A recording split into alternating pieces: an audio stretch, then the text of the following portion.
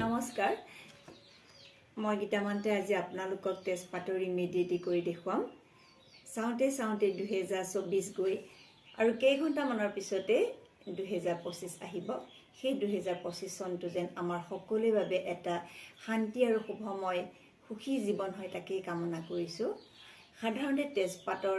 ব্যৱহাৰৰ বিষয়ে সকলোৱে জানে তেজপাতৰ বহুতো ঔষধি গুণো আছে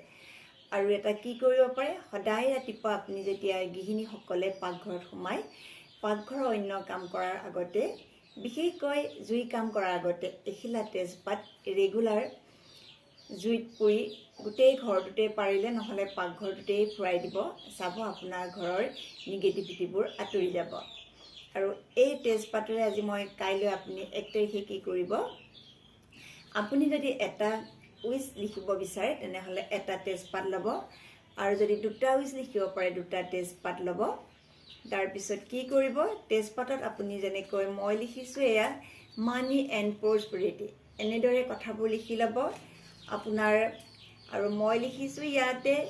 এবাউন্ডেন্স এণ্ড প্ৰস্পেৰিটি গতিকে আপুনি আপোনাৰ নিজৰ উইচবোৰ ইয়াত লিখিব লিখাৰ পিছত কি কৰিব এডাল কেণ্ডেলেতে হওক বা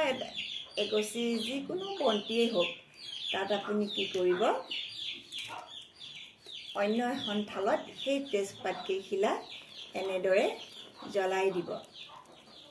জ্বলাই ছাই হৈ যোৱাৰ পিছত তেজপাতকেইখিলা আপুনি বাহিৰৰ মুকলি আকাশলৈ নিব নি ছাইখিনি আপোনাৰ উইচ